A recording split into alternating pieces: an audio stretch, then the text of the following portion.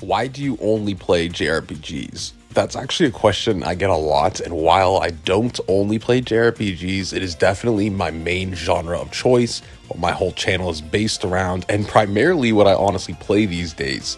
There's a few reasons for that. I'm actually going to go back, way back, let you guys know the story of how I got into JRPGs, why I love them so much, some of the modern game trends that actually turned me off from Western RPGs and just big budget AAA games, and basically what inspired my passion to make JRPG videos, combat guides, and all those sorts of things. The first video game I actually ever played was Kingdom Hearts 1. Before I got my first console, which was the GameCube, I would go over to my cousin's house, and they had a PlayStation 2 with Kingdom Hearts 1. It was funny because we would play Destiny Islands, we'd get up to Traverse Town, and then we couldn't find where to go, and we didn't even have a memory card. So every time we played, we just replayed the beginning over and over. And if you played Kingdom Hearts 1, you know when you got to go into the second district and then just walk back out, go talk to Sid, to trigger the Squall cutscene. We basically did not know to just go back and talk to Sid. It was hilarious. Now, before I played Kingdom Hearts, I was always into fantasy stuff. I love superheroes. I really enjoyed Marvel and stuff like that. If not, I was watching cartoons like Tom and Jerry or things like that. So I've never experienced anything really like Kingdom Hearts. I watched some Disney films like Beauty and the Beast was one of my favorites, but when I was playing this game, it was something special. Like, I thought it was so weird, but then so intriguing at the same time. I would watch that intro and be so confused, like, why is he looking at himself? And then I'd get to the dark side and be scared shitless, having nightmares as a young kid. The game really captured me, and then after that, I didn't play any JRPGs for a long time. I'm gonna have a picture of a bunch of different games that are some of my favorites of all time that are not JRPGs, but I actually turned into a big normie, and I started playing Modern Warfare 2, and I was like obsessed with Call of Duty and things. Now, my fantasy love never went away. I actually ended up becoming obsessed with Call of Duty Zombies. And that story has so much lore, so many crazy things, like you're fighting Cthulhu, dragons, and it's a very fantasy storyline. If you've ever played it, you definitely know what I'm talking about. So I was still definitely into the fantasy style stuff.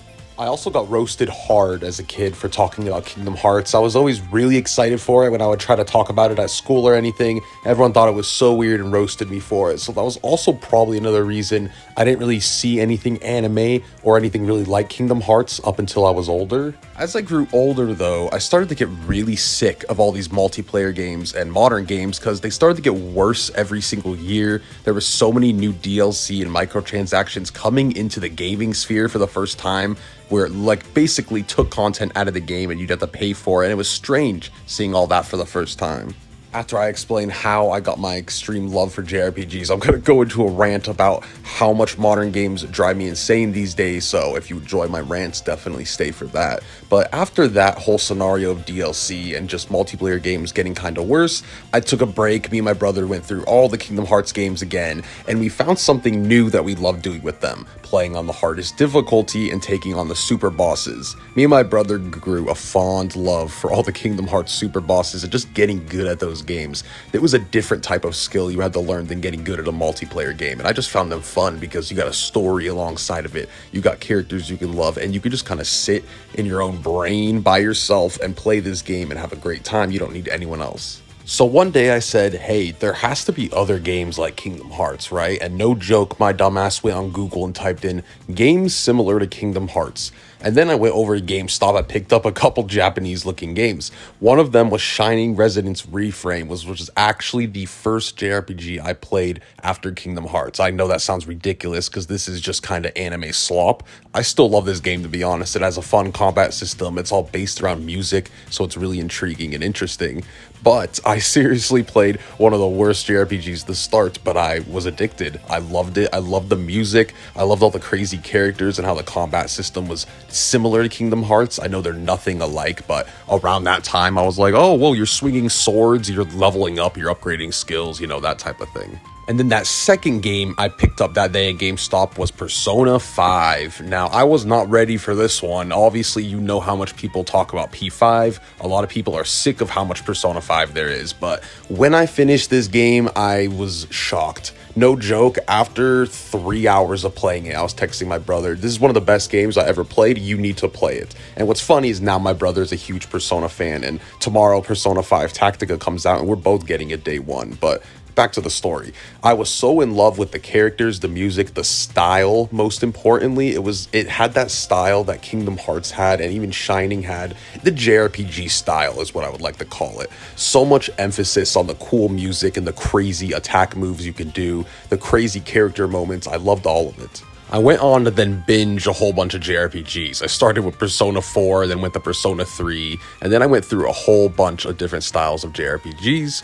And I started to notice I just had so much fun learning the combat mechanics to their fullest, so I started playing every game on the hardest mode and just really trying to either break the game or just find super bosses that were really hard. That gave me that same feeling back when me and my brother would play Kingdom Hearts 2 in those super bosses. Nothing is more fun to me than getting presented with a totally badass boss that just whoops your ass until you learn the gameplay mechanics or patterns or whatever it is to become really skilled at the game and win. It is totally fun to me, and you mainly get that in JRPGs, which then leads me to Dark Souls. So if you know my channel or know me by now, I love the Souls series pretty much as JRPGs. I almost consider them basically the same thing.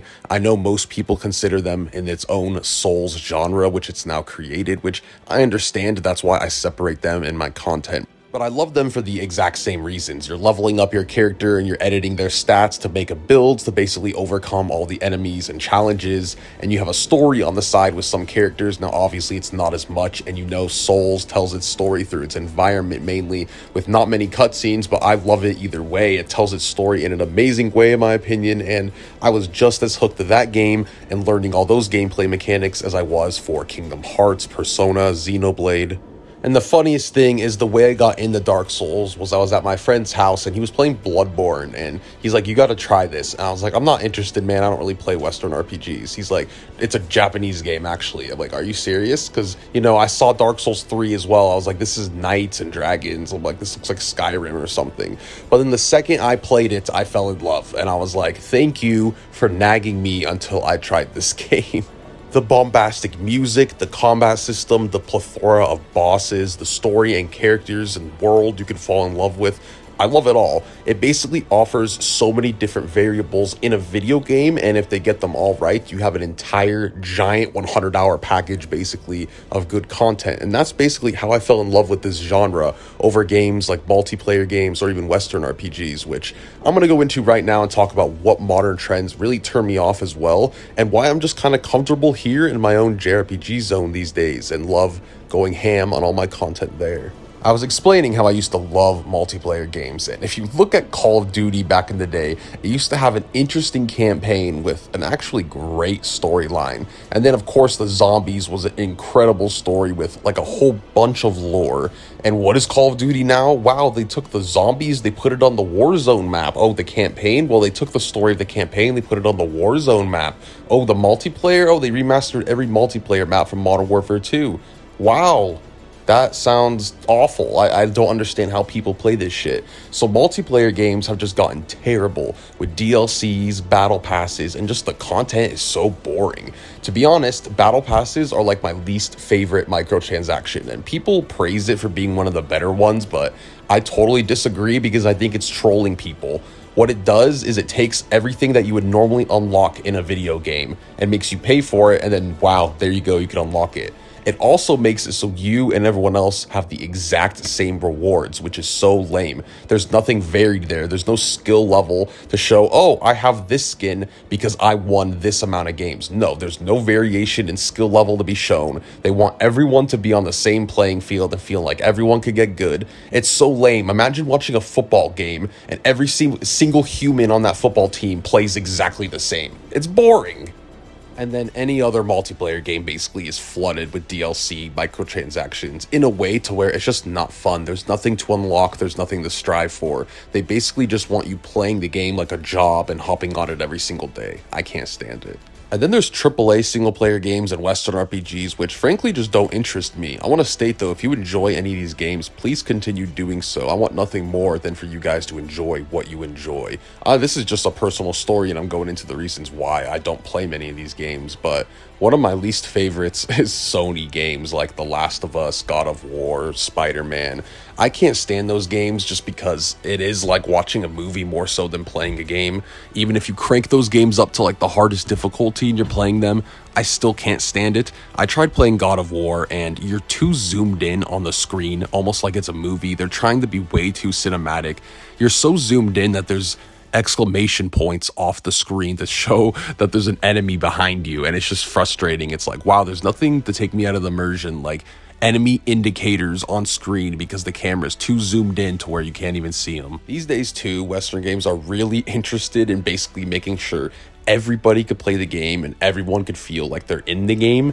They be making characters look so normal. I can't stand it. I love the bombastic designs of JRPG characters. Every Western RPG these days tries to make everyone look like your average Joe or Jill, and it's just boring to me.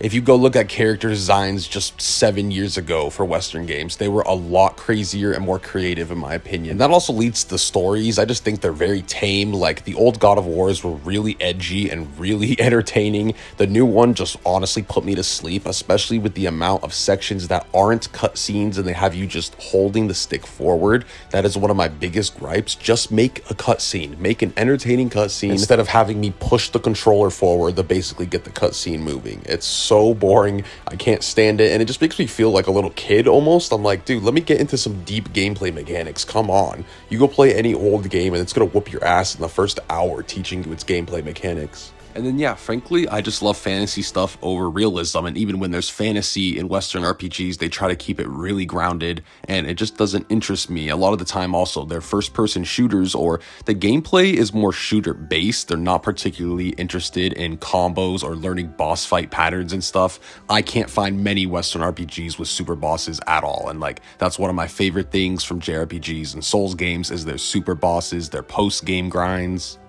Just with a super boss or a really hard challenge like that, it makes you learn the combat mechanics to its fullest, and that is the most fun to me, is seeing what the devs created to the fullest, seeing what everything is here to offer. Now, I'm always down to try new games. I even tried Spider-Man PS4 on stream just kind of as a joke, so I'm not like hating what these games are doing, but at the same time, they're just not for me, and there's a bunch of trends DLC-wise and just creative-wise, in my opinion, that are just making things very boring. And I almost feel like JRPGs do not have these trends right now. Like, if you put out a JRPG with just awful DLC and, like, no content, you're gonna get roasted. No one is going to let that slide. Even Soul Hackers 2, which I thought was a great game, they did day 1 DLC and they got roasted. So you're gonna have to get a full package with the JRPG, and they just don't really care, man. They're still doing fan service. They're still making all the characters crazy looking. They're still doing wild stories with gods and all this stuff. So I'm having a blast with them. And I hope you guys enjoyed my JRPG story. That's pretty much how I got into them, and I'm still super in love with them, playing a whole bunch, obsessed with Souls games. So let me guys know down below what got you into JRPGs, or what type of games do you like besides JRPGs? Are you like me, where you mainly play JRPGs and stuff like that? Do you also like Souls games, or are you someone who plays all types of RPGs, like Western ones, Japanese ones, basically anything from Skyrim to Kingdom Hearts? Let me know, guys. Well, if you made it to the end of the video, thank you so much. Leave a like if you enjoyed. If you didn't enjoy, well, I appreciate you watching this long anyways, hearing me blabber about all my opinions. But yeah, that's basically how I got into JRPGs, the reasons why I love them so much. And I hope you guys enjoyed hearing about them. I will make sure to see you guys very soon in the next JRPG video. Hopefully you guys have a fantastic day. Peace.